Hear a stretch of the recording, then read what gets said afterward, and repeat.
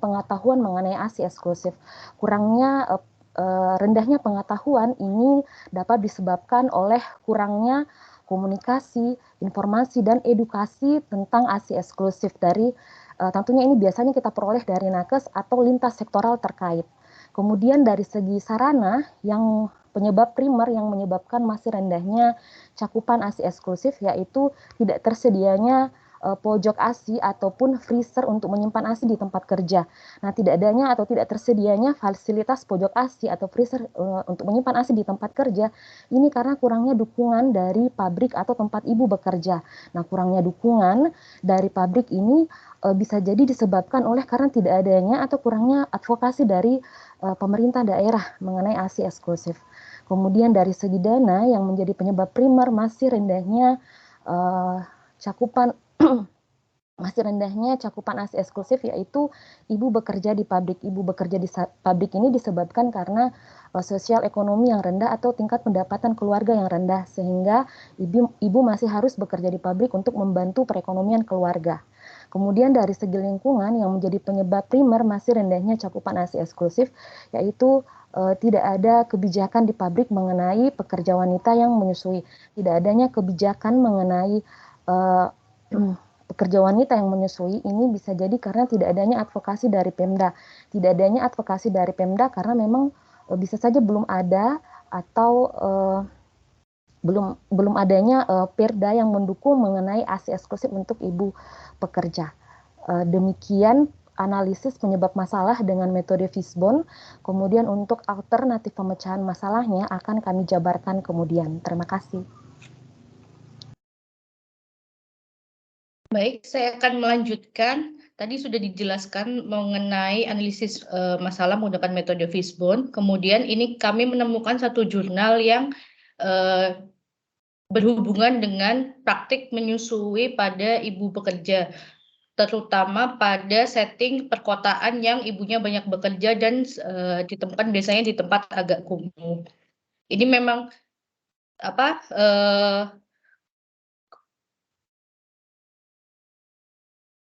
diagram ini ada beberapa hal yang sesuai dengan kasus studi saat ini, tapi ada juga yang tidak sesuai. Memang untuk masing-masing daerah atau masing-masing permasalahan, maka akan menemukan faktornya yang unik atau masing-masing akan berbeda sesuai permasalahan di daerah tersebut. Sesuai jurnal ini, jadi apa saja faktor yang dapat mempengaruhi praktik menyusui pada daerah perkotaan yang sedikit kumuh. Yaitu yang pertama adalah poverty, kemudian ada juga tentang mata pencahariannya dan bagaimana kondisi kehidupannya. Yang termasuk dalam faktor ini adalah pekerjaannya, kemudian ketahanan pangan, kemudian pengaturan hidup, dan ada juga biasa ditemukan tentang permasalahan tentang alkohol. Kemudian ada juga permasalahan yang ditemukan adalah early and single motherhood atau kondisi di mana ibu melahirkan dengan kondisi yang terlalu muda atau justru malah dia adalah single parent dan mengurus kehidupannya sendiri sehingga sangat bergantung pada kondisi ekonominya. Kemudian ada poor support juga atau kurangnya atau dukungan dari lingkungan sekitar. Ini bisa berasal dari kurangnya dukungan dari lingkungan sosial sekitar, bisa jadi dari keluarga atau misalnya dari tempat bekerja. Itu bisa juga dari poor professional support atau misalnya yang bisa kita dapat dari misalnya dari tenaga kesehatan atau yang lainnya. Kemudian ada permasalahan juga yaitu poor knowledge atau kurangnya pengetahuan, kemudian adanya mitos yang berkembang dan adanya kesalahan pemahaman terhadap apa yang berpengaruh terhadap pemberian ASI eksklusif itu. Kemudian kadang ditemukan juga permasalahan terkait HIV.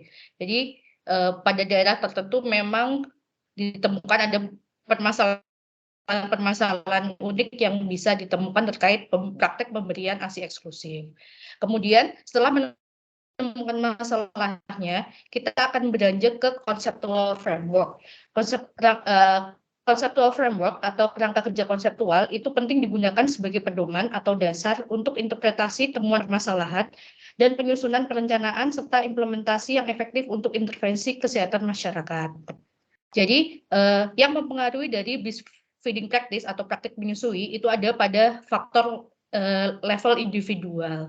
Apa saja yang mempengaruhi pada level individual, yaitu hal-hal yang berhubungan dengan anak tersebut sendiri. Bagaimana kesehatan anak tersebut, kemudian bagaimana kondisinya, apakah bayi terlalu sering kelaparan atau dan lain-lain. Kemudian faktor atau atribut yang berhubungan dengan kondisi kesehatan ibu.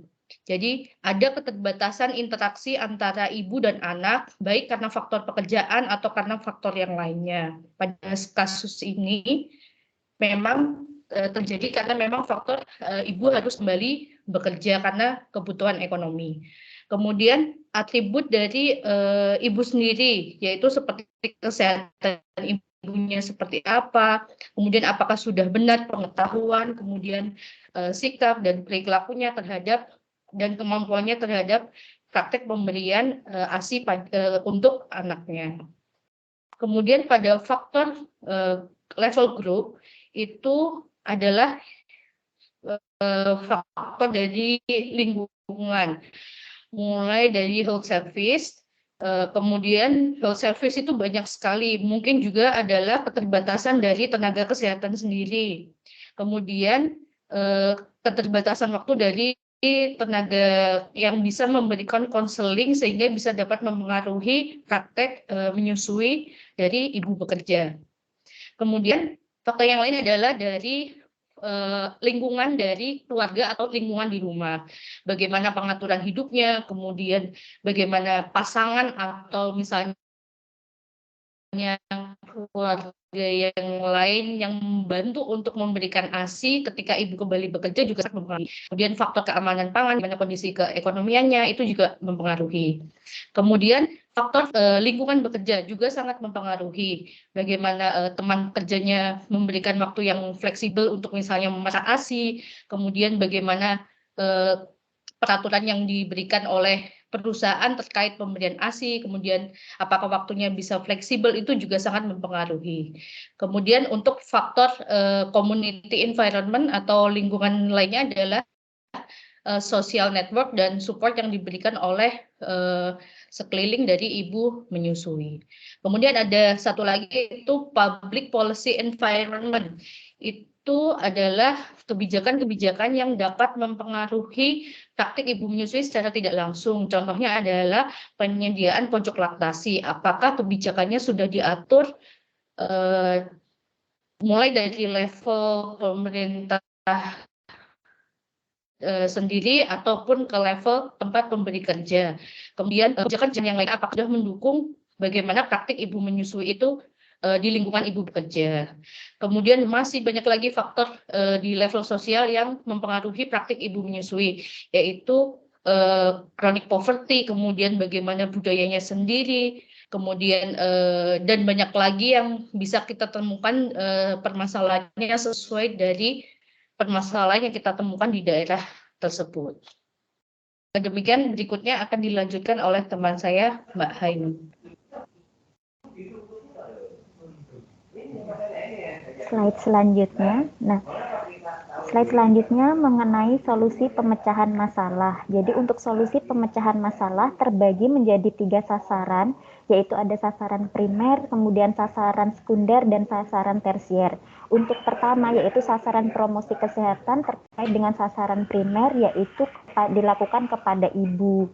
Tujuannya untuk meningkatkan pengetahuan ibu, kemudian metode yang digunakan yaitu penyuluhan atau KIE, yaitu konseling, informasi, dan edukasi, bisa melalui poster, leaflet, audio, visual, maupun lain sebagainya. Kemudian materi edukasi yang diberikan kepada sasaran primer yaitu ibu, pertama mengenai pentingnya ASI eksklusif, kedua cara memerah ASI, ketiga cara penyimpanan ASI, keempat cara peningkatan kualitas dan kuantitas ASI, kelima teknik atau cara menyusui yang baik dan benar, keenam kendala dan solusi yang dialami saat menyusui. Selanjutnya, berdasarkan sasaran primer tadi, kami mencoba mencari artikel-artikel mendukung terkait dengan yang kami simpulkan tadi. Yang pertama yaitu meneliti mengenai efek pengetahuan dari ibu yang memberikan ASI eksklusif kepada bayi berusia 6-9 bulan di Kota Langsa. Penelitian ini dilakukan dengan desain kasus kontrol. Kasusnya ialah ibu yang memberikan ASI eksklusif, sedangkan kontrol ibu yang tidak memberikan ASI eksklusif. Setelah dilakukan pengujian bivariat, hasilnya pengetahuan memiliki pengaruh terhadap pemberian ASI eksklusif, di mana semakin baik pengetahuan, maka kesadaran untuk memberikan ASI eksklusif juga akan semakin meningkat. Pada artikel ini juga disarankan bahwa pemerintah atau pemangku kebijakan lain seperti Dinas Kesehatan dapat menjadikan penelitian ini sebagai rujukan perumusan kebijakan terkait dengan peningkatan pengetahuan ibu tentang menyusui melalui penyuluhan dan pelayanan publik seperti iklan, sehingga akan meningkatkan pengetahuan ibu tentang ASI eksklusif, dan diharapkan dengan adanya hal tersebut terdapat perubahan perilaku untuk ibu-ibu yang bekerja maupun yang tidak bekerja. Kemudian terkait dengan artikel kedua yaitu melihat efektivitas media edukasi, yang di sini diteliti adalah buklet untuk meningkatkan pengetahuan dan sikap ibu yang tidak memberikan ASI eksklusif di wilayah kerja Posyandu Sisir Kota Batu, Jawa Timur. Nah, disampaikan bahwa hasilnya ini buklet mengenai ASI eksklusif ini efektif untuk meningkatkan pengetahuan ibu tentang pengetahuan dan juga sikap terhadap pemberian ASI eksklusif. Nah, kemudian media yang dipilih ini buklet yang tergolong media cetak yang berukuran A5 dan berisikan kata-kata ataupun kalimat artikel dan juga gambar. Nah, sisi positif dari buklet ini dipilih karena buklet ini kan mudah dibuat, kemudian biayanya relatif rendah, kemudian dia juga tahan lama daripada media-media seperti media audio, media visual maupun audio visual. Selain itu, kalau buklet ini kan bentuknya hard copy sehingga bisa dibuka-buka setiap hari, sehingga kapanpun dari ibu ini membutuhkan paparan informasi bisa langsung dibuka tanpa harus membutuhkan akses internet ataupun bisa dibuka di tempat-tempat ramai. Kalau misalkan seperti audio visual itu kan harus membutuhkan konsentrasi, sedangkan kalau untuk yang bentuknya hard copy itu disampaikan di dalam artikel ini lebih efektif karena mudah dibawa kemana-mana begitu. Terima kasih banyak. Selanjutnya akan dilanjutkan Mbak Stefini. Baik, terima kasih. Saya akan menjelaskan tentang solusi pemecahan masalah di mana sasaran sekundernya adalah lingkungan keluarga dan teman kerja. Tujuannya adalah untuk menambah pengetahuan dan memberikan dukungan kepada ibu menyusui yang bekerja. Adapun metode yang digunakan adalah penyuluhan, role play, dan bina suasana. Materi-materi edukasi yang diberikan yaitu yang pertama adalah pentingnya ASI eksklusif, cara meningkatkan kualitas dan kuantitas ASI, kemudian tips dan trik memberikan lingkungan lebih kondusif. Next.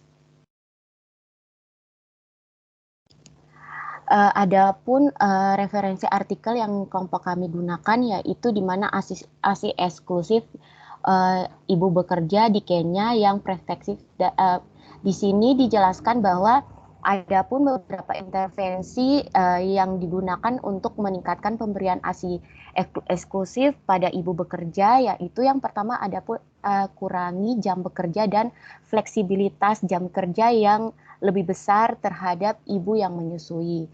Dan di sini juga dijelaskan bahwa menyediakan penitipan anak di tempat bekerja, kemudian memperpanjang cuti hamil dan tingkat pendidikan dan promosi kesehatan ditingkatkan di lingkungan bekerja, kemudian disediakan ruang laktasi yang memadai, dan menyediakan peralatan pompa, kulkas, dan botol-botol untuk penyimpanan ASI. Kemudian menyediakan peralatan juga yang memadai untuk ibu-ibu yang menyusui, dan melatih staf kebersihan dan penitipan anak untuk lebih menjaga kebersihan dari lingkungan tempat fasilitas untuk menyusui.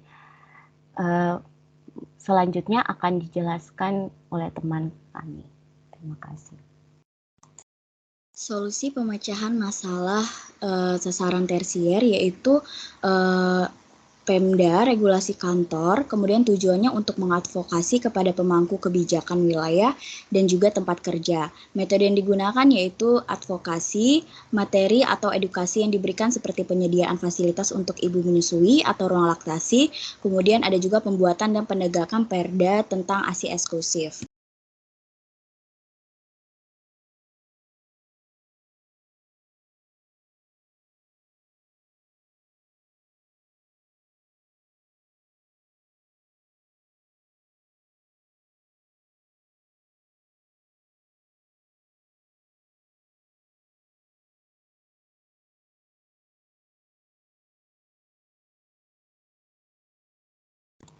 Mbak Nurul masih di mute.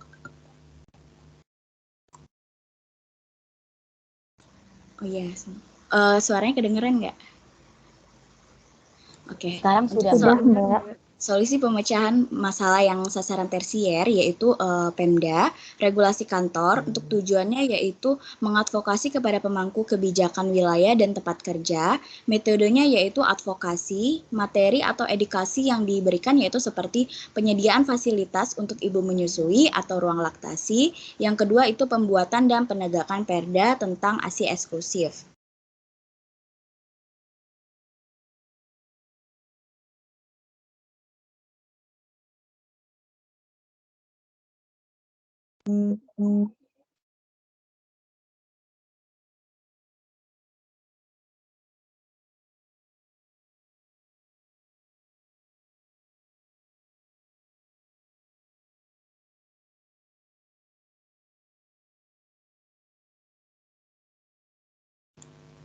mohon maaf Mbak Nurul, mikrofonnya masih di mute. Oke. Untuk tujuan penelitian artikel yang pertama yaitu untuk mendukung menyusui di tempat bekerja dan untuk membandingkan tingkat menyusui sebelum dan sesudah pelaksanaan campaign dukungan menyusui atau kampanye dukungan menyusui. Nah, campaign ini sendiri berisi dukungan ibu menyusui di tempat kerja yaitu dengan mengembangkan tempat kerja yang ramah untuk ibu menyusui dan membuat sudut menyusui atau ruang laktasi. Nah, hasil pada artikel yang pertama ini didapatkan bahwa tingkat menyusui setelah 6 bulan pelaksanaan campaign dukungan menyusui secara signifikan itu lebih tinggi di tingkat sebelum diberikan campaign. Nah, hasil yang kedua juga menunjukkan bahwa menyusui harus didorong atau didukung oleh teman-teman di setiap tempat bekerja. Nah, nasihat dan bantuan individu ibu yang bekerja itu harus diberikan segera pada masa kehamilan sampai penyapian pada masa nifas. Untuk jurnal yang kedua yaitu berjudul studi cross-seksional untuk menilai kualitas ruang laktasi dan kepuasan ibu bekerja yang ada di Belanda, persepsi kemudahan dan dukungan yang dirasakan untuk memerah ASI di tempat kerja. Untuk tujuan pada artikel yang kedua ini yaitu untuk yang pertama mengembangkan daftar periksa untuk menilai kualitas ruang laktasi, yang kedua untuk mengeksplorasi bagaimana kualitas ruang laktasi tersebut dapat mempengaruhi kepuasan dan persepsi ibu menyusui. Nah, metode dari jurnal artikel yang kedua ini itu melakukan 2 studi, di mana studi yang pertama itu mengembangkan daftar periksa ruang laktasi atau LRQC dan menilai kendalanya. Studi yang kedua itu menilai kepuasan dan persepsi ibu menyusui terkait dengan memerah ASI di tempat bekerja. Nah, dari artikel ini didapatkan hasil bahwa LRQC atau penyusunan daftar periksa ruang laktasi itu dianggap dapat diandalkan dan mudah diterapkan dalam praktek dan ditemukan bahwa ruang laktasi itu sangatlah berkualitas tinggi, di mana dinilai secara objektif itu dikaitkan dengan peningkatan tingkat kepuasan dengan ruang laktasi. Persepsi kemudahan memerah ASI di tempat kerja itu didapatkan dukungan yang dirasakan yaitu dari supervisor dan juga rekan kerja dari ibu menyusui tersebut. Untuk ASI dan ibu bekerja akan dilanjutkan oleh Mas Fadean. Untuk Mas Fadean dipersilahkan.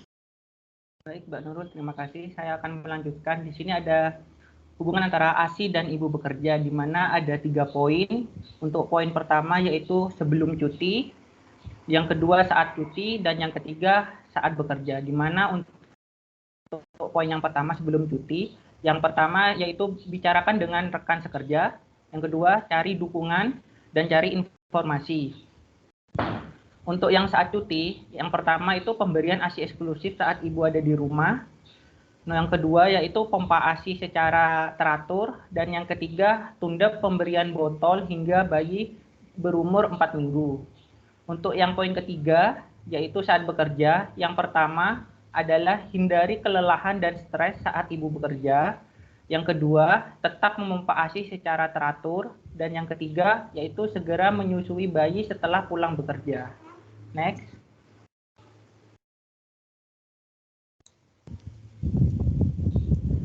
Berikut merupakan strategi untuk mempertahankan pemberian ASI setelah ibu bekerja. Untuk poin pertama, yaitu mantapkan pemberian ASI selama 4-6 minggu setelah persalinan. Yang kedua, bila pemberian ASI telah lancar, mulailah memerah ASI untuk disimpan di lemari pendingin sebagai cadangan dan untuk meningkatkan suplai ASI. Yang ketiga, yaitu bila ada, titipkanlah anak di tempat penitipan anak atau TPA yang ada di sekitar kantor atau tempat bekerja sehingga ibu dapat memberikan ASI secara langsung ketika ibu istirahat. Untuk poin keempat, yaitu perah ASI saat ibu berada di kantor dan simpanlah di rumah agar dapat diberikan oleh pengasuh keesokan harinya. Untuk poin kelima, yaitu ibu memerah ASI pada hari kerja dan menyusui langsung kepada bayi selama hari libur. Next.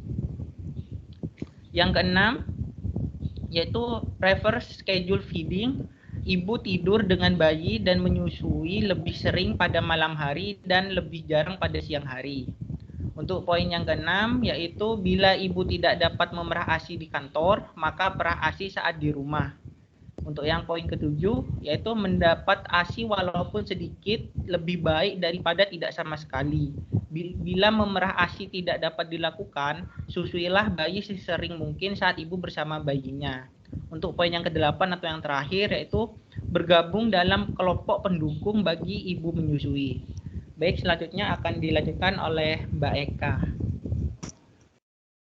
Baik, nah ini selanjutnya ada beberapa cara memerah ASI, bisa manual dengan tangan, menggunakan pompa manual, dan juga bisa menggunakan pompa elektrik yang sekarang juga sudah banyak digunakan oleh ibu menyusui. Selanjutnya, Mbak. Nah, kesimpulan dari studi kasus ini adalah bagi ibu yang bekerja, menyusui itu tidak perlu dihentikan karena memberikan ASI kepada bayi itu banyak manfaatnya, seperti ASI itu kan mengandung banyak zat gizi dan antibodi yang diperlukan untuk tumbuh kembang bayi. Selain itu juga ketika menyusui, ibu dan anak itu bisa memperkuat bondingnya. Promosi gizi ini merupakan strategi untuk merubah perilaku ibu bekerja agar tetap mau memberikan ASI eksklusif kepada anaknya. Pendekatannya dimulai dengan edukasi kepada ibu, keluarga dan pengasuh, teman dan kerabat, dan juga melakukan advokasi di lingkungan pabrik tempat bekerja. Selanjutnya, Mbak. Selanjutnya ini adalah beberapa referensi yang kelompok kami gunakan untuk studi kasus ini. Ya, baik. Sekian presentasi dari kelompok kami, kurang lebihnya kami mohon maaf. Selanjutnya saya kembalikan ke Mbak Hanifah sebagai moderator. Terima kasih Mbak Eka dan juga teman-teman dari kelompok 4 atas presentasi yang sangat baik. Selanjutnya adalah sesi diskusi yang akan dibuka 2-3 pertanyaan. Kepada teman-teman yang ingin bertanya, dipersilahkan.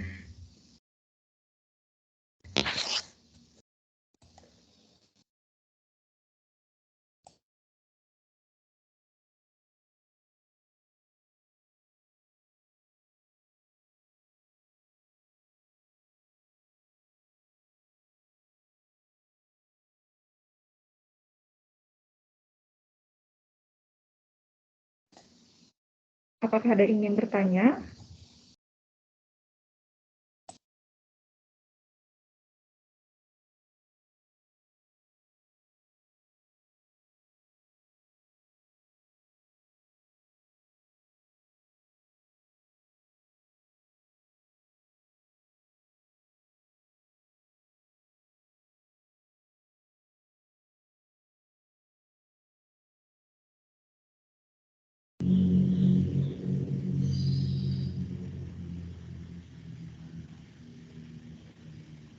Kalau dari aspek peraturan atau undang-undang gitu, apa yang bisa dipakai untuk ini?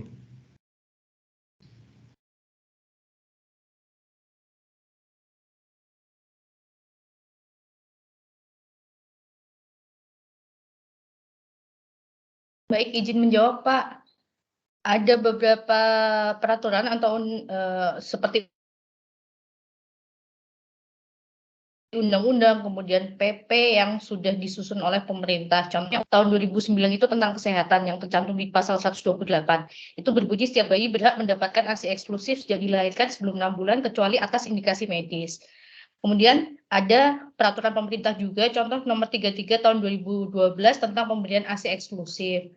Kemudian diturunkan juga, ada juga pada Undang-Undang Ketenagakerjaan nomor 13 tahun 2003 itu juga menyebutkan bahwa cuti melahirkan itu diberikan memang 1,5 bulan sebelum dan 1,5 bulan setelah melahirkan, atau ada pasal juga yang menyebutkan bahwa pemberi lakukan fleksibel ketentuan dari perusahaan tersebut sendiri. Kemudian ada juga bahwa pasal yang menguatkan bahwa tidak boleh mem-PHK karyawan yang melahirkan atau menyusui bayi. Dan jika ada yang mem-PHK karyawan atau yang melahirkan atau menyusui bayi, maka sanksi yang diberikan adalah minimal 1 tahun pidana hingga 4 tahun penjara atau denda sebesar 100 sampai 400 juta. Kemudian banyak juga peraturan-peraturan daerah yang sudah mengatur tentang pemberian ASI eksklusif di daerahnya, seperti peraturan daerah yang ditetapkan oleh pemerintah daerah di daerahnya masing-masing. Kemudian ada juga tentang ketetapan tentang pojok laktasi. Sebetulnya dari peraturan pemerintah daerah itu sudah bisa dijadikan pegangan untuk para ibu bekerja yang akan memberikan ASI eksklusif pada bayinya, tapi juga kadang terkendala oleh peraturan yang tidak diterapkan. Jadi undang-undang dan pasal yang sudah ada itu dia tidak diterapkan oleh perusahaannya. Maka diperlukan advokasi baik dari pihak yang misalnya seperti bisa dari dinas kesehatan atau dari pihak-pihak lain atau stakeholder lain yang memang berperan dalam pencapaian ASI eksklusif ini, Pak. Seperti itu yang saya tahu. Mungkin teman-teman yang lain bisa menambahkan. Silakan didiskusikan dinamikanya ya. Peraturan ada, ketetapannya ada. Pelaksanaannya seperti apa ya? Cakupan ASI eksklusif itu sampai sekarang kan masih kurang bagus ya. Ayo, silakan.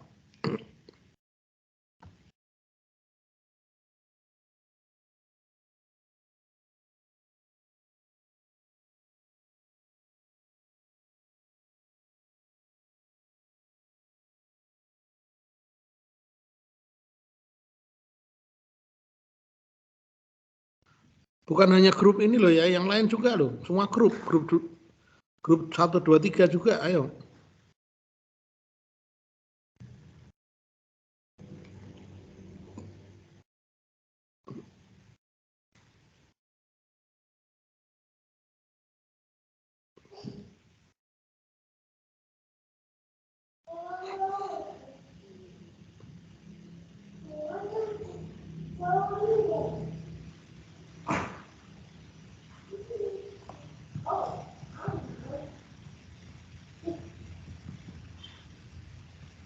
Coba ambil satu kasus di mana begitu lalu coba ditelaah.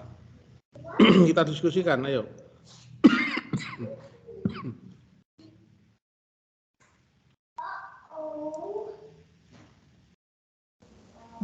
Izin menjawab Bapak.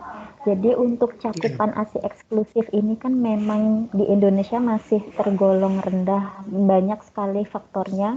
Utamanya kalau misalkan untuk itu kan baik dari ibu maupun dari bayi. Terkadang ada kepercayaan ataupun yang terjadi di masyarakat itu bahwa bayinya ini sudah disusui namun masih menangis sehingga buru-buru diberikan makanan selain pendamping ASI padahal usianya belum 6 bulan. Nah, hal-hal tersebut mungkin perlu kita sadarkan kepada masyarakat, khususnya kepada ibu maupun kepada keluarga, bahwa memang untuk lambung ukuran bayi kan memang tidak terlalu besar, sehingga bagaimana kita menyediakan untuk ASI itu cara tadi seperti materi yang diberikan itu peningkatan kualitas dan kuantitasnya. Bisa jadi bahwa mungkin kualitasnya dari ASI yang dihasilkan oleh ibu itu kurang, misalkan sumber protein ataupun makanan-makanan sumber protein dan lemak yang membuat akhirnya bayi tersebut kenyang masih kurang, ataupun kurangnya lama perlekatan dalam menyusui, karena kan ada hinit yang juga satunya yang mana kalau untuk yang 5 menit pertama itu masih banyak mengandung air, sedangkan untuk yang mengandung lemak dan protein itu masih di 10 menit saat menyusui berikutnya, sehingga memang untuk menyusui ini membutuhkan suasana yang tenang, yang rileks, tidak ada gangguan. Sementara terkadang bahwa menyusui di masyarakat itu memang bisa dilakukan di mana saja, yang terkadang orang-orang di sekelilingnya ini mengganggu konsentrasi dari bayi untuk menyusui, sehingga yang belum saatnya ASI yang mengandung protein dan juga lemak tinggi ini sudah dilepaskan, sehingga bisa berpengaruh terkadang berat badannya tidak naik ataupun belum kenyang, seperti itu Bapak. Sehingga memang untuk yang seperti yang disampaikan tadi, bahwa peningkatan pengetahuan ibu itu memang betul harus dilakukan, dan juga selain itu lingkungan juga harus membantu mensupport supaya ibu ini paham betul dan keluarganya paham betul terkait dengan pentingnya pemberian ASI eksklusif kepada bayinya, seperti itu.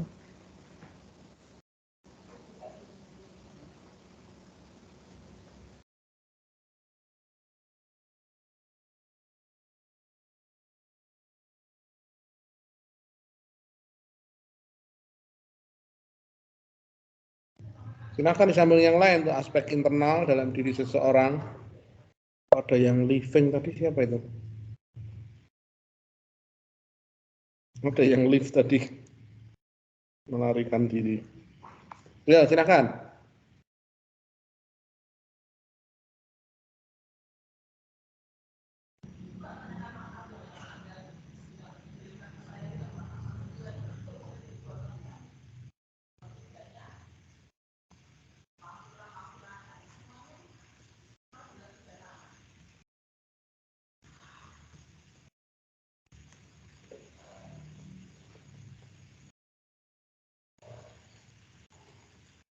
Wah, ya kok sepi?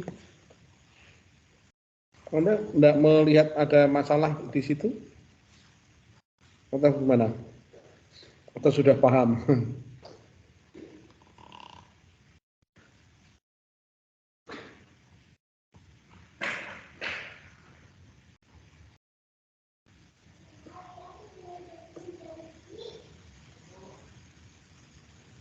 Kira-kira pendekatan yang dipakai kalau untuk orang yang punya sebuah pemahaman yang keliru tentang kolostrum, tentang kecukupan anak, ASI eksklusif itu cukup untuk bayi, itu kira-kira seperti apa ya, Bro? Pendekatannya seperti apa? Silakan, grup 1, 2, 3, ada catatan juga loh, grup 1, 2, 3-nya loh, ayo.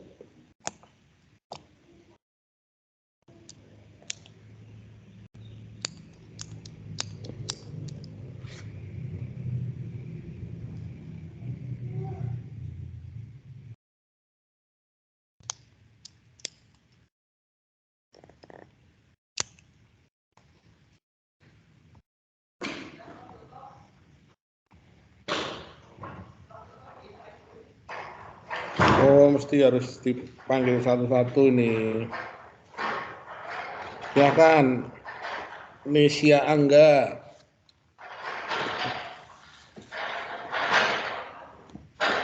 Nesia Angga.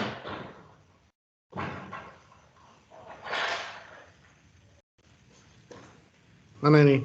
Silakan. Baik, Pak. Ya.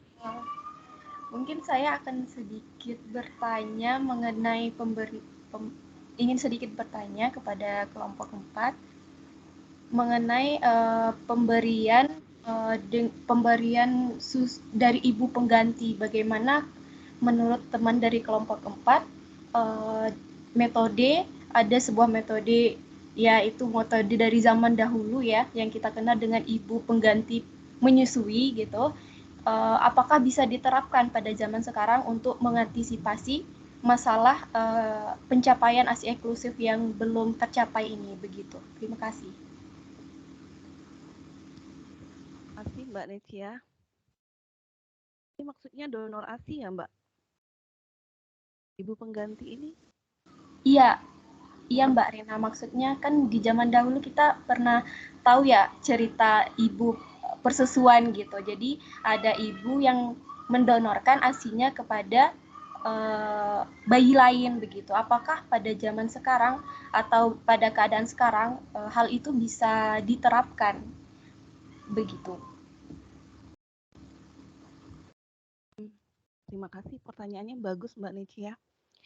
Jadi sebenarnya untuk donor ASI atau memberikan ASI dari ibu pengganti gitu ya, kalau sekarang itu lebih harus diperhatikan Mbak Necia, karena bisa saja si anak ini nanti kalau kita kan bukan hanya satu sisi melihatnya ya, sisi agama juga seperti itu.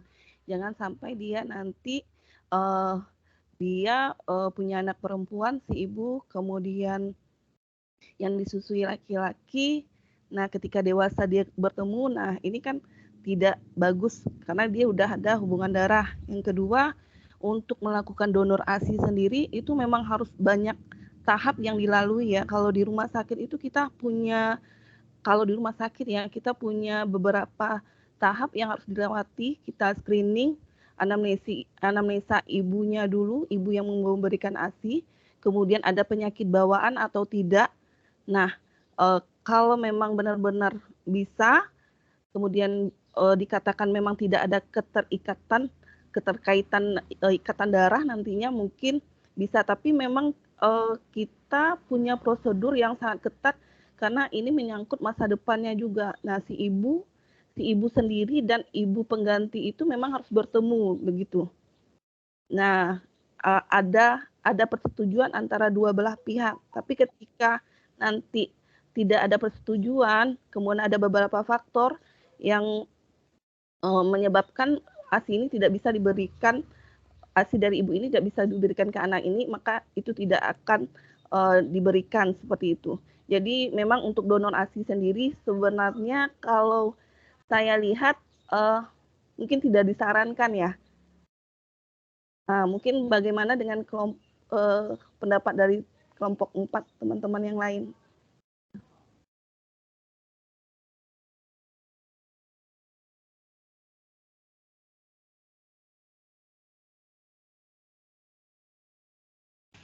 Ayo, ini menarik loh ya, wet nursing kalau dulu. Itu si Steph manggilnya siapa sih? Saya kirim, ya Steffi. Saya kirim Wikipedia itu ya, bisa jadi gambaran ya, apa itu. Wet nursing zaman dulu, itu ada loh cerita-cerita kuno, bahkan sampai di abad pertengahan di Eropa sana masih ada itu wet nursing ya. Jadi ibu susu. Jadi kaum ningrat itu kalau punya anak malah disusukan ke orang lain yang peasant atau petani begitu, yang dia memang bekerja untuk itu. Nah, nanti setelah lepas susu, anak itu baru dikembalikan ke ibu. Nah, ini menimbulkan konflik-konflik psikologis segala macam ya, hubungan ibu anak, kedekatan gitu kan. Kan ibu susu itu kan sebenarnya dia, bayi itu nganggap itu ibunya. Tapi pada waktu dia nanti sudah semuanya bisa lepas susu, dia sudah bisa dipisah, dia harus kembali ke ibunya. Seringkali ada semacam trauma psikis ya, trauma psikologis ya. Trauma psikologis ya, dia kok tiba-tiba ibunya berubah, ini siapa ini? Ya kan? Saya silakan di komentar, ini menarik loh. Kalau konteks sekarang bagaimana ini? Nah, kaitannya dengan konteks kesehatan, dengan konteks etika, dengan konteks kecukupan. Nah, kalau dia memberikan ASI-nya untuk orang lain, dia punya anak sendiri enggak misalkan, anaknya maksud di memperduakan dan seterusnya. Ayo silakan. Kira-kira masih ada enggak sekarang ini?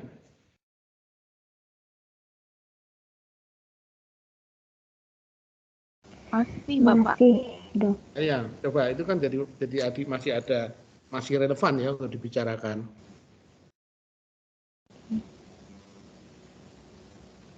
Yuk.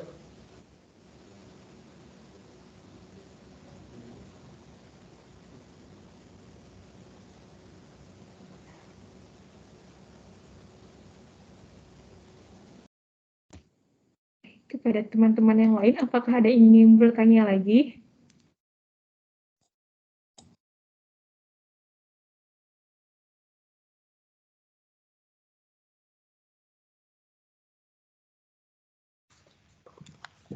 Atika Rahma, coba.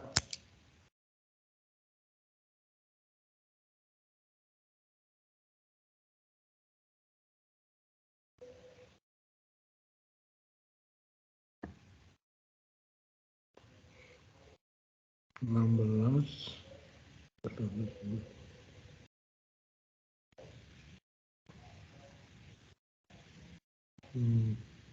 Izin bertanya. Siapa ini? Desti. Silahkan. Ya. Baik, terima kasih kepada kelompok 4. Saya Desti, izin bertanya. Jadi pernah lihat gitu di kasus di rumah sakit bersalin misalnya. Jadi dengan kondisi ibu yang sudah melahirkan, misalnya dia sesar atau seperti apa, entah itu gitu. Terus dari nakesnya atau bidannya itu malah memberikan susu formula gitu setelah lahiran. Jadi tanpa persetujuan dari pihak keluarganya. Ini boleh diberikan susu formula atau tidak, dia langsung memberikan itu saja gitu. Jadi dengan alasan ibunya dalam kondisi yang lemah, tidak bisa langsung IMD atau tidak bisa memberikan ASI-nya gitu secara langsung ke bayinya.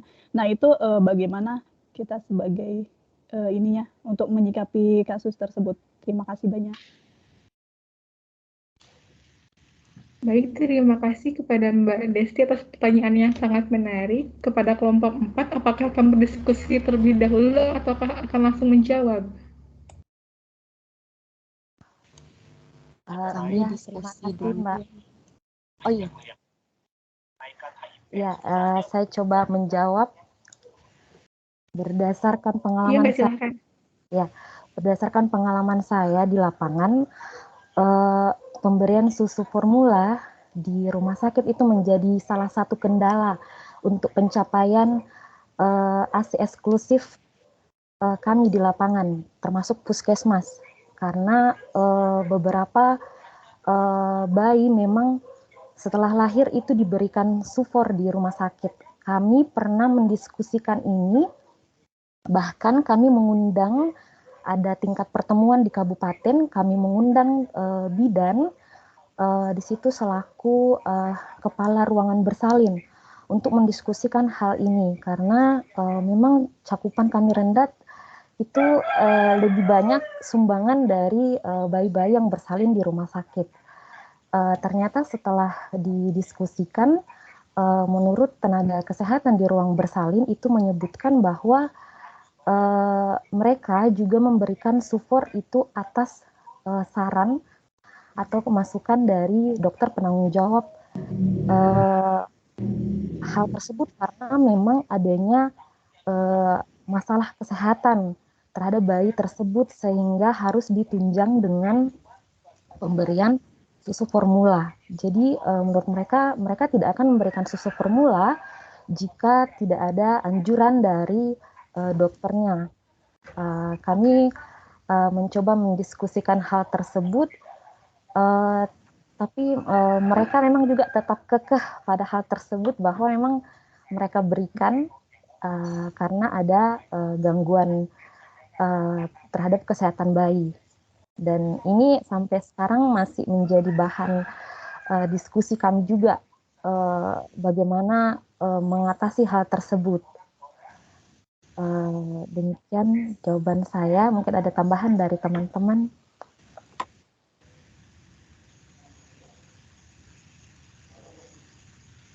Ya baik Mbak Helvi, terima kasih jawabannya.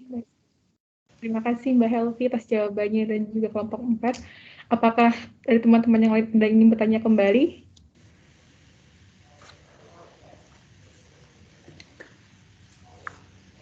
Sekarang di konteks layanan gitu masih ada enggak susu formula gitu diberikan?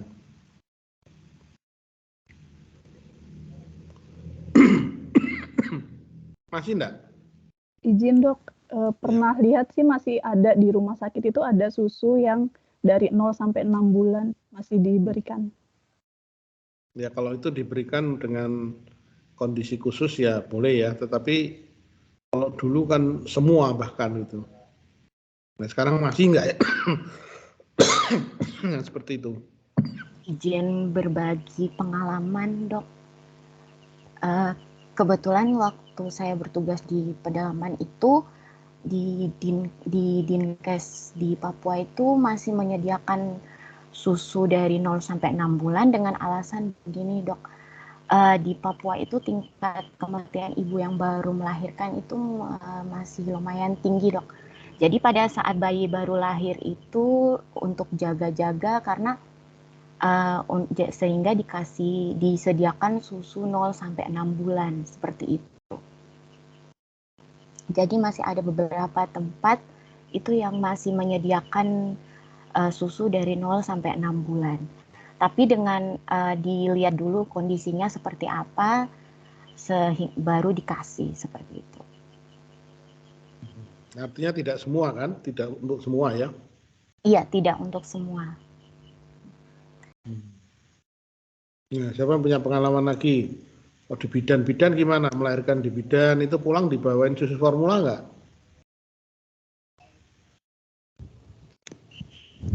Izin dok untuk berbagi pengalaman juga.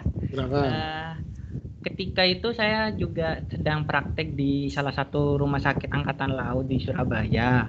Nah di situ juga ada beberapa itu diberikan susu formula dok, karena sang ibu setelah pasca melahirkan itu kondisi ibu sangat-sangat lemah dan ada juga yang sampai hilang kesadaran.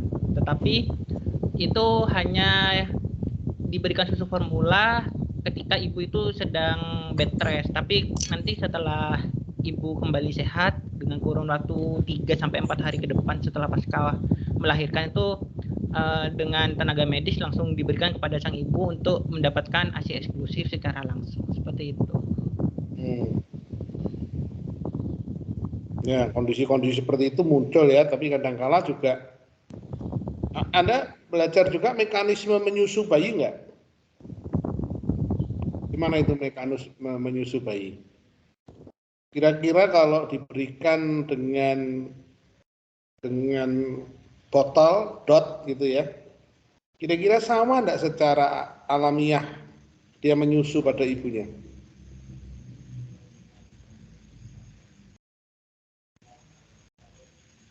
Bahayanya apa nanti kalau tadi memang dari apa yang diungkapkan ya, diberikan dulu susu formula oleh karena keadaan khusus, setelah itu inisiasi lagi untuk menyusu ASI gitu kan. Nah, tapi kadang-kala lalu bayinya jadi sulit gitu. Nah, ada yang punya pengalaman seperti itu dari pemahaman pelayanan. Itu yang namanya bingung, bayinya mengalami confused ya, bingung puting namanya. Kenapa itu? Anda mesti harus tahu ini ya, gizi harus tahu mekanisme menyusu alamiah dan mekanisme menyusu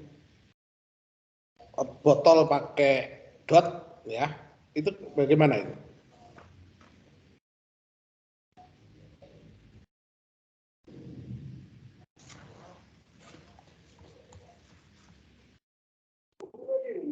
Izin menjawab dok. Ya. Jadi memang mekanisme antara bayi menyusu langsung dengan bayi menyusu melalui dot, baik itu isinya susu formula atau misalnya bahkan ASI yang dimasukkan ke botol dot itu memang akan berbeda. Perbedaannya itu yang pertama terletak dari satu jumlah otot yang bekerja ketika bayi itu menyusu langsung pada payudara ibu atau melalui botol dot. Itu jumlah ototnya yang bekerja ketika bayi menyusu pada payudara ibu itu jumlah otot yang bekerja akan lebih banyak daripada otot yang bekerja ketika pemberian ASI atau susu formula menggunakan botol dot. Kemudian pelekatan ketika ASI itu langsung pada payudara ibu itu akan berpengaruh pada hormonal ibu juga. hormon itu nantinya akan mempengaruhi produksi ASI dari ibu tersebut. Jadi semakin sering disusukan secara langsung sebetulnya dari segi hormonal, kemudian dari segi perkembangan pertumbuhan anak sendiri pasti akan berbeda dengan bayi-bayi yang diberikan melalui botol DON. Seperti itu. Kemudian untuk menanggapi masalah yang tadi terkait pemberian susu formula oleh tenaga kesehatan pada bayi-bayi baru lahir, memang secara peraturan memang susu formula baru boleh diberikan karena indikasi medis tertentu oleh tenaga kesehatan. Tetapi memang tidak dipungkiri masih ditemukan praktek-praktek pemberian susu formula pada bayi yang sebetulnya tidak ditemukan indikasi medis, tapi diberikan susu formula pada bayi tersebut ketika masih ada di fasilitas pelayanan kesehatan. Kita tidak memungkiri itu. Sebenarnya peraturan sudah disebutkan secara jelas bahwa baik tenaga kesehatan ataupun penyelenggara fasilitas pelayanan kesehatan atau bahkan produsen atau distributor susu formula itu sudah ada peraturan yang menegaskan bahwa dia tidak boleh menghambat keberhasilan program pemberian air susu eksklusif. Tapi tidak dipungkiri di lapangan kadang masih ditemukan pemberian susu formula pada bayi-bayi biasa yang tidak ditemukan indikasi medis. Waktu itu saya pernah diskusi dengan Dr. Max Italia ketika mata kuliah gizi tumbuh kembang, itu kebanyakan justru malah karena permasalahan dari pihak tenaga kesehatannya tersendiri. Salah satunya adalah tenaga kesehatan tidak memiliki waktu yang cukup untuk memberikan satu edukasi tentang pemberian ASI langsung dari ibu kepada bayinya. Karena mungkin banyak faktor ya dok. Jadi misalnya faktor tidak adanya waktu karena terlalu banyaknya pekerjaan atau bahkan dengan kondisi lain yang tidak memungkinkan adanya spare time waktu khusus untuk pemberian edukasi dari ibu kepada anak. Jadi istilahnya tenaga kesehatan ada yang istilahnya mau gampangnya saja untuk supaya bayi tenang, ibu juga bisa beristirahat dan lain-lain seperti itu. Jadi solusinya adalah satu, karena tenaga kesehatan logikanya adalah beliau-beliau ini sudah memiliki pengetahuan. Jadi bagaimana kita menggerakkan supaya tenaga kesehatan itu istilahnya mempraktekkan pengetahuannya kepada para pasiennya seperti itu. Itu tantangan tersendiri. Mungkin salah satu cara yang bisa dilakukan adalah penegakan dari peraturan yang sudah ada. Jadi pemberian seperti sanksi administratif atau pemberian sanksi-sanksi lainnya. Mungkin bisa seperti itu, Dok. Terima kasih. Ya, jadi memang berbeda ya. Jadi mekanisme menyusu pada bayi ya itu berbeda manakala dia menyusu langsung dari ibunya gitu dan juga dari botol. Ya kalau dari itu kan bayi sebenarnya dia mulutnya itu sudah punya refleks tertentu gitu ya. Jadi manakala dia menyentuh puting ya dia akan ada refleks menghisap ya. Nah, kemudian juga ada refleks yang dia menggerakkan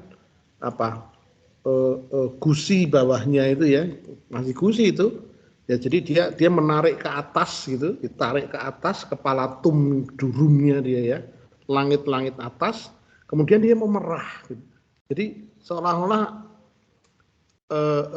gingiva-nya yang belum ada giginya itu di rahangnya itu dia memerah ya, jadi memerah asinus ibu ya, kumpulan asinus pada puting areola mama itu di situ kan kumpulannya ya. Nah, mekanisme itu yang kemudian dia bisa mengeluarkan ASI. Tetapi pada empongan gitu ya, pada dot, ya apalagi dot yang ala kadarnya itu kan ya bentuknya kayak gitu, asal dia ditaruh gitu dia, apalagi lubangnya besar, nggak usah diapa-apain, dia keluar aja gitu. Hingga manakala nanti dia harus lagi menghisap susu dari ibunya, dia akan kesulitan, itu namanya bingung puting. Nah sementara pada sisi ibu juga terjadi refleks yang nanti akan terganggu. Karena ibu itu di dalam mekanisme pengeluaran ASI ya, hormonalnya itu juga terikat atau terkendali oleh refleks dalam kaitannya hubungan dia dengan anaknya. Kalau ibu yang masih dalam masa laktasi gitu ya, Dia dengar anaknya nangis saja itu ASI-nya udah keluar sendiri loh. Bisa keluar itu gitu. Ya karena memang itu aspek hormonal yang kemudian memacu pada hipotalamus ibu dan mengeluarkan hormon, dan itu yang kemudian ASI-nya menjadi keluar. Nah, kalau kedekatan ini juga tidak lagi ada gitu ya. Ibu nggak lagi menyusui, dia pergi, dia kerja, itu akan feedback mekanismenya itu akan berhenti juga. Jadi biasanya ASI-nya juga produksinya akan berhenti, nggak sampai 6 bulan. Nah, bayangkan ya, mekanisme ini akan betul-betul ya terganggu ya secara alamiah, secara fisiologis itu akan terganggu baik pada anak juga pada ibu. Nah, padahal di dalam konteks tadi ada aspek pengetahuan ibu, pengetahuan keluarga yang menyebabkan kesemuanya itu bisa terjadi. Apakah seorang ibu nanti sukses ya menyusui secara eksklusif ya, atau dia tidak, tergantung banget pada dirinya sendiri dia bagaimana merasa itu. Tetapi sebenarnya lebih kepada keluarga ya, bagaimana keluarga mengarahkan ya, karena konteks kehidupan di kita itu memang keluarga yang menjadi sangat pendorong. Beda dengan kehidupan di negara-negara lain, dunia barat misalkan ya. Jadi ibu betul-betul memang harus mandiri. Dia dilatih betul oleh tenaga bidan ya. Jadi bidan itu betul-betul dimanfaatkan. Kunjungan rumah yang saya tahu ya, saya pernah menyaksikan gitu. Dia kunjungan rumah secara periodik dalam masa nifas, bayangkan. Luar biasa kan? Melatih bagaimana cara menyusui, bagaimana membersihkan bayi, bagaimana merawat tali pusat. Itu negara maju loh. Ya, mereka datang secara periodik. Nah, itu memang pekerjaan bidan. Ya. Dan ini mendukung ya bagaimana terjamin aspek gizinya, aspek pengelolaannya gitu ya. Sehingga apa? Ya biasanya memang aspek gizinya sukses. Hubungan kedekatan ibu dan anak juga sukses. Itu dari aspek internal. Nah, sekarang eksternal bagaimana ini? Dunia pekerjaan gitu ya. Tadi ada peraturan yang mengatakan bahwa ya undang-undang kesehatan pun juga mengatakan secara tegas ya, anak itu dia memiliki hak loh ya. Jadi seorang anak itu dia adalah manusia yang dia bayi ya, manusia yang dia punya hak untuk mendapatkan nutrisi dengan baik, masa pemberian ASI dengan baik. Nah, artinya kalau itu undang-undang, ini undang-undang loh ya. Undang-undang nomor berapa itu 39 tahun 2009 ya tentang kesehatan. Nah, itu undang-undang berarti apa? Ya pemenuhannya adalah sesuatu yang mutlak. Pasti di situ ada peraturan pemerintah untuk mengawal bagaimana undang-undang itu bisa dilaksanakan. PP-nya ada itu sudah disebutkan ya Bu Ismi tadi ya. Ada peraturan pemerintahnya. Nah, peraturan pemerintah ini kemudian dijabarkan lagi di dalam apa? Dunia pekerjaan harus seperti apa nih? Bagaimana Depnaker itu mengeluarkan peraturan-peraturan. Seorang pekerja wanita itu mestinya dia di dalam masa maternal duty dia harus diberikan hak seperti apa? Haknya itu kan hak cuti. Hak cutinya berapa itu? Jadi katakan 1,5 bulan, saya gitu ya. Nah, dia pakai enggak itu? Pada masa cuti itu dia masih pegawai atau bukan? Nah, perusahaan-perusahaan yang tidak taat ya bisa kata, kamu cuti gini ya kami rugi kalau membayar gaji pokokmu atau kamu ngasih ini, sementara orang lain yang pengen kerja juga banyak, udah kamu keluar aja ya. Ini tidak boleh nih, ini melawan undang-undang loh ini, kayak begini nih, ya kan? Nah, mereka punya hak untuk itu. Nah, ini harus diperjuangkan. Yang manakala sekarang ini masih belum tercapai, ya inilah permasalahan kita. Gitu. Banyak yang belum tercapai. Dari aspek ibu pun juga kadang-kala memaksa. Dia pengennya cutinya mepet banget gitu ya. Setelah itu nanti selesai, seminggu selesai cuti, setelah itu masuk lagi. Nah, ya, karena dia pengen dapat uang kerja gitu. Nah, ini memang sebenarnya juga sesuatu yang harus diperjuangkan. Ada kebutuhan bahwa dia bekerja. Kalau dia tidak bekerja mungkin hanya diberikan upah minimal ya sebagai gaji yang pokok saja dan itu pasti tidak cukup. Nah, kira-kira ada enggak ya tunjangan-tunjangan yang mesti harus diperjuangkan? Nah, ini mestinya harus ada namanya advocacy. Bagaimana untuk mencari dukungan supaya ASI eksklusif itu bisa berjalan dengan baik. Nah, kalau nggak bisa digaji berarti ada tunjangan dong. Ibu yang hamil dan melahirkan itu mendapat tunjangan supaya apa?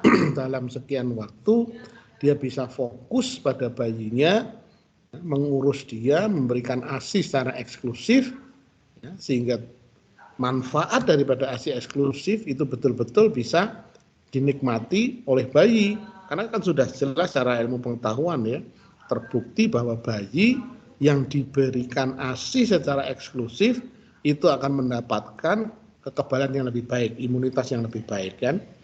Dia akan lebih jarang sakit dibandingkan dengan bayi yang minum non ASI. Ya, di masa dewasa pun juga dia akan mengalami hal-hal yang tidak mengalami hal-hal seperti halnya kalau orang itu minum non ASI. Karena apa? Terlalu dini, pencernaannya belum siap. Begitu ada bahan makanan tertentu, ada protein, nah itu dianggap sebagai sebuah antigen, kemudian diproses dan akhirnya apa? Muncul berbagai macam hal nanti di kemudian hari. Entah itu bentuknya alergi tertentu gitu ya, intoleransi tertentu terhadap makanan tertentu gitu. Ya, dan ini akan mengganggu. Nah, ini jelas banget sebenarnya ya. Bagaimana itu peraturan harus usahakan, diupayakan untuk ditegakkan. Nah, kalau nanti sudah kerja bagaimana? Adakah tempat penitipan anak misalkan ya? Kalau ibu bekerja, anak bisa dititipkan di bawah sehingga pada saat menyusui dia diberikan waktu untuk menyusui. Ini maternal duty. Jadi ada pojok laktasi di situ, ada penitipan anak ya sekaligus ya. Dan juga apa? Aspek gizinya. Seorang ibu yang dia tidak dikelola dengan baik gizinya tidak akan menghasilkan ASI yang cukup. Ya kan ini yang mengandalkan seperti itu ya, bagaimana mencukupkan gizi pada ibu, asupan gizi maksud saya ya, manakala dia hamil atau bahkan sebelum hamil supaya tidak terjadi anemia remaja misalkan ya. Kemudian di masa suburnya dia sehat, ya, setelah itu dia hamil juga sehat, tidak terjadi anemi, sampai kemudian dia melahirkan, bisa mengelola gizi anaknya, gitu, nutrisi gizinya, ASI-nya juga prima, sampai kemudian anaknya lepas dari pengasuhan, ya, lepas 2 tahun biasanya dia dikatakan ya, dia akan lebih memiliki bekal alamiah di dalam hidupnya untuk menjadi insan yang bisa berkembang dengan maksimal, dengan optimal di dalam rentang kehidupannya. Ini sebenarnya konsep dasarnya itu sebenarnya. Jadi life cycle-nya seperti apa itu harus diatur. Bagaimana harus dijaga, harus dikendalikan, didukung. Ya di ujung daripada upaya-upaya itu ya tadi kemarin ada edukasi, ada social marketing, nah sekarang juga ada advocacy, mengadvocate, mencari dukungan, mengupayakan dukungan. Bentuknya bisa dengan penetapan peraturan, ya kan, supaya pemegang kawasan, pemegang hak, pemegang kebijakan itu dia menerbitkan peraturan yang apa? Yang mendukung supaya ASI bisa diberikan secara eksklusif. Rumah sakit jangan dong. Kalau ibu itu melahirkan di rumah sakit sendiri mempromosikan susu formula, gitu kan? Karena zaman dulu susu formula itu juga memberikan apa? Bonus yang besar. Berapa susu formula yang bisa terjual ya, sehingga bayi yang melahirkan pada masa-masa dulu dari rumah sakit pulang dia pasti dibawahi susu formula, sudah diberikan pada waktu anaknya itu masih ada di dalam perawatan, betul enggak? Iya kan? Nah, karena itu apa? Menghasilkan sesuatu. Mungkin tenaga kesehatan yang lain juga begitu. Jadi diberikan bonus kalau bisa memberikan susu formula pada bayi misalkan. Nah, tentu ini kontradiktif terhadap ASI eksklusif. Ya, susu formula boleh diberikan dengan indikasi ya tadi ya sudah didiskusikan ya. Tentu dengan indikasi-indikasi yang sudah diperhitungkan ya, terukur ya oleh dokter ahli tentu saja dalam hal ini untuk penentuannya apakah itu karena intoleransi zat-zat tertentu dan kemudian dia sudah dalam fase-fase perawatan tertentu ya seringkali kemudian diberikan susu formula untuk itu. Dulu ibu yang menderita HIV/AIDS saja ya itu diberikan susu formula, tapi karena dukungan nggak ada ya sekarang ini ya tetap berikan ASI. Ya, dengan cara tertentu berikan ASI. Karena apa? Ya memang ada risiko sekian persen kecil gitu. Tapi risiko untuk itu sebenarnya masih dipandang lebih baik daripada kalau dia itu menggunakan susu formula dan putus di tengah jalan. Karena tidak ada dukungan, tidak akan kuat dia. Tidak akan kuat dia. Susu formula mahal ya kan? Susu formula itu mahal sekali loh, satu kaleng mahal. Nah, kalau masyarakat yang sederhana dia hanya berpikir susu saja, ya bayinya bisa diberikan susu apa adanya. Maksudnya ya susu orang dewasa, bahkan susu kental manis itu diberikan. Bisa dibayangkan apa yang akan terjadi seorang bayi diberikan susu kental manis. Kan susu sama. Jadi konsep berpikir orang sederhana kan seperti itu ya. Pasti akan terjadi intoleransi kebanyakan ya seperti itu. Orang berpikir kok terjadi intoleransi ya, mencret gitu kan. Ya. Tambahi lagi supaya kental gitu ya, tambahi kental supaya keluarnya kental nanti jangan mencret. Ini kan runyam gitu ya. Padahal kenapa dia mencret itu karena intoleransi kandungan-kandungan gula yang ada di dalam susu kental. Nah ini kompleks ya, masalah yang kompleks di masyarakat. Anda belajar gizi, bagaimana penerapannya di masyarakat ya. Tentu dalam hal ini mesti harus Anda ambil ya pemahaman-pemahaman yang seperti itu. Oke. Apakah masih ada yang mau didiskusikan? Dok, saya izin bertanya. Silakan. Terkait misalkan seorang ibu yang baru pertama kali melahirkan sama punya bayi, terus dia itu menderita baby blues yang mengakibatkan dia tuh depresi, stres, terus beranggapan kalau dia menyusui bayi itu nanti bayinya itu akan jelek seperti itu. Nah, terus nanti yang berefek ke dia tuh mogok untuk memberikan ASI kepada bayinya. Nah, itu bagaimana penanganannya ya, Dok? Ketika ada ibu yang baby blues seperti itu. Terima kasih. Ya, kalau baby blues itu memang sesuatu yang perlu penanganan khusus ya, bukan hal yang mudah ya. Tentu penanganan bahkan seorang spesialistis ya. Jadi memang ada salah satu terapi yang sementara tidak mendekatkan dulu bayi dan ibu gitu. Nah, sehingga inilah satu indikasi juga ya, di mana sebenarnya susu formula itu menjadi pilihan gitu ya. Tapi tentu ini ya persentasenya tentu nggak besar ya. Ini contoh bagaimana indikasi itu bisa diterapkan pada pemberian susu formula ya.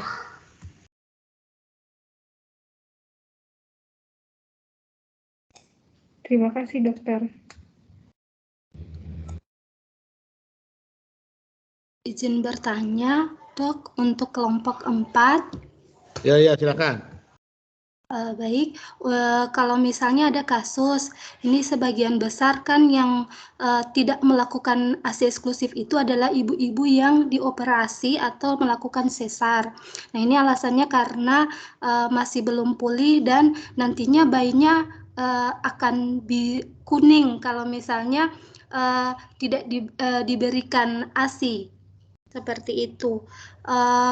Yang menjadi pertanyaan saya, kira-kira jika ibu ini akan memberikan ASI eksklusif, bayinya ini bisa bertahan berapa lama untuk menahan jika ASInya ini tidak keluar? Maksudnya karena dia operasi. Sekian, makasih. Ya, ada yang punya pengalaman klinis nanti tolong disampaikan ya. Tapi memang cairan tidak boleh ditahan ya. Artinya kalau seorang bayi tidak boleh dipuasakan gitu ya. Jadi ya pasti akan dehidrasi cepat sekali gitu. Nah sehingga kalau memang tidak memungkinkan ASI itu diberikan ya dengan pemberian susu formula. Nah susu formula bagaimana caranya diberikan itu juga ada mekanismenya. Seringkali tidak dipakai botol gitu ya, tetapi itu pakai sendok gitu ya. Supaya apa? Tidak terjadi kebingungan refleks menyusu tadi. Nah ada kalinya seperti itu, tapi mungkin teman-teman yang ada di klinik, adakah yang bisa memberikan pengalamannya? Silahkan. Ada enggak? Kalau saya dulu SC itu Ada IMD dok, jadi pas di IBS-nya itu langsung IMD. Kemudian memang ASI kan nggak langsung keluarnya memang sedikit-sedikit dari pihak rumah sakitnya waktu itu kan di RSDK. Bayi saya diminta nggak boleh dikasih sembarangan susu gitu. Terus waktu ASI-nya sudah keluar baru dirawat gabung begitu. Tapi IMD tetap dilakukan ya? Dilakukan di IPS dok sama dokter anak. Ya. Nah, ini, ya, jadi kalau memang memungkinkan ya inisiasi menyusui dini pun juga dilakukan di instalasi bedah kan, langsung gitu. Bahwa nanti kemudian seperti apa kondisinya ibunya yang mudah-mudahan membaik dan bisa memberikan ASI, ya mungkin juga tidak terlalu lama penundaan rawat gabung. Ya. Oke, siapa lagi yang punya pengalaman?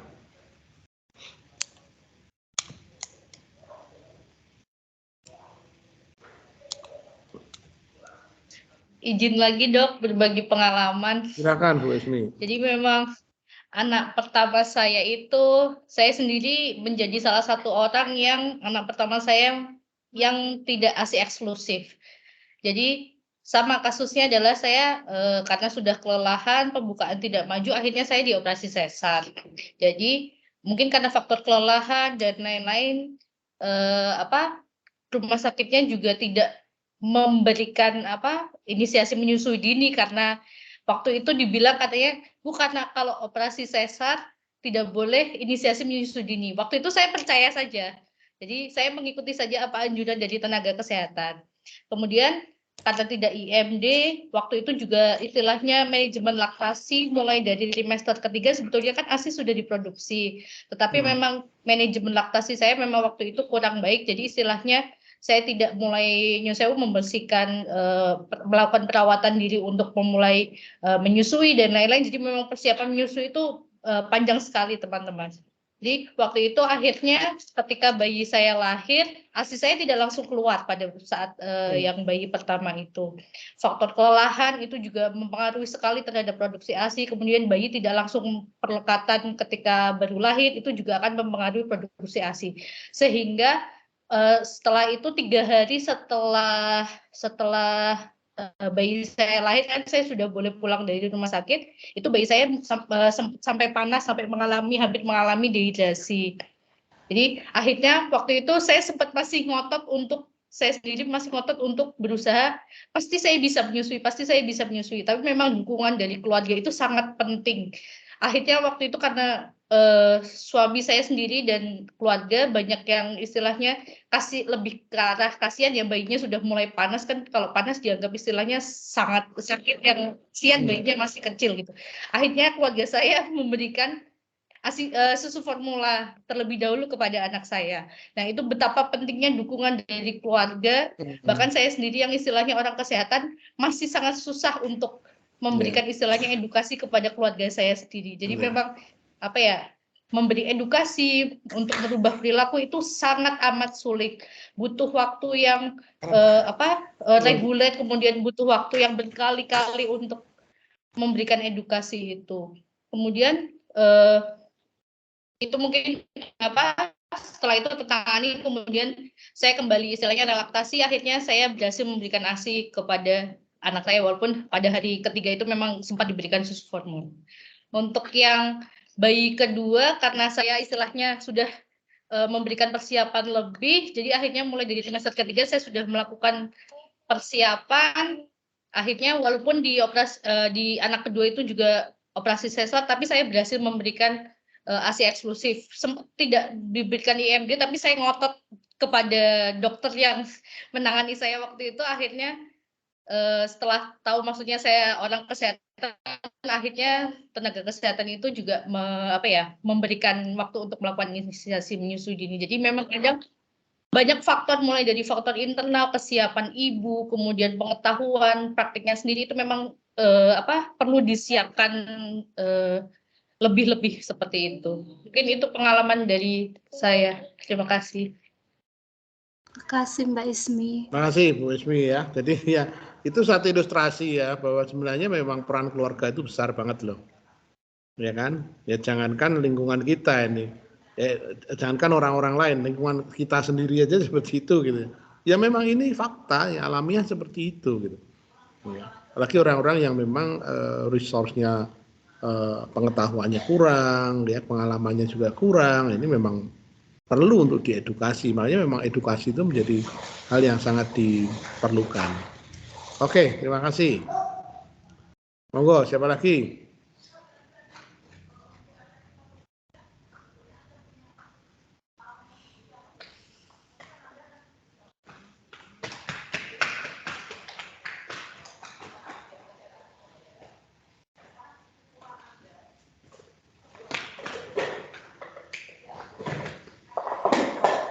Udah ya, saya berikan beberapa hal tentang advokasi tadi ya lewat Steffi tadi ya. Dan juga Anda sudah tampilkan tadi di makalah, itu di-share ke teman-teman untuk dibaca ya. Untuk dibaca. Karena memang ya perlu bacaan yang banyak ya untuk menambah wawasan kita ya terkait dengan permasalahan-permasalahan yang muncul di kalangan masyarakat. Ya. Nah, tentu ini kuliah saya yang terakhir ya, maksudnya materi yang dari saya terakhir. Saya tidak tahu tentang assessment, penilaian dan lain sebagainya, tapi saya sudah punya beberapa catatan ya. Tapi biasanya sih ada semacam penugasan gitu ya, yang juga itu menjadi hal yang nanti harus Anda kerjakan. Ya, mungkin di dekat-dekat di sebagai apa nanti UTS atau apa itu juga bisa ya, karena intinya bahwa saya hanya ingin mendapatkan respon ya, feedback dari Anda ya, seperti apa pemahaman Anda terkait dengan itu. Baik, kalau mungkin sudah tidak ada yang ditanyakan, ya teruskan membaca, saya rasa terus saja.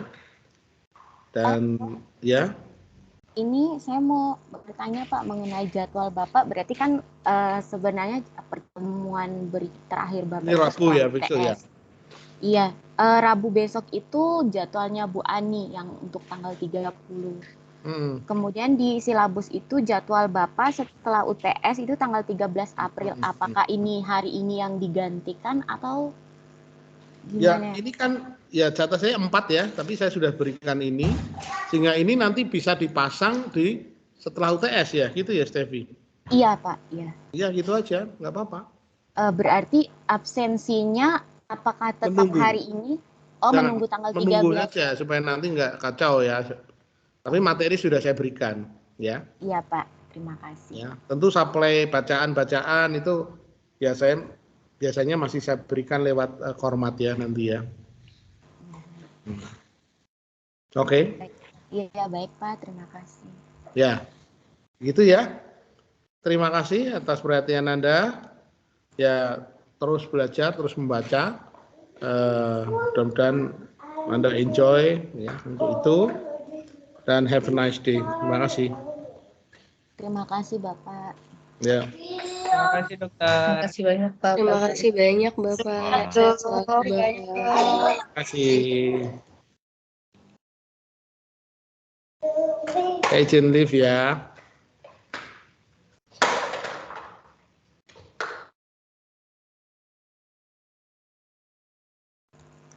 Baik teman-teman, untuk absensi pertemuan hari untuk absensi pertemuan hari ini berarti kita lakukan pada tanggal 13 yang menjadi sebenarnya pertemuan dari Dr. Bagus.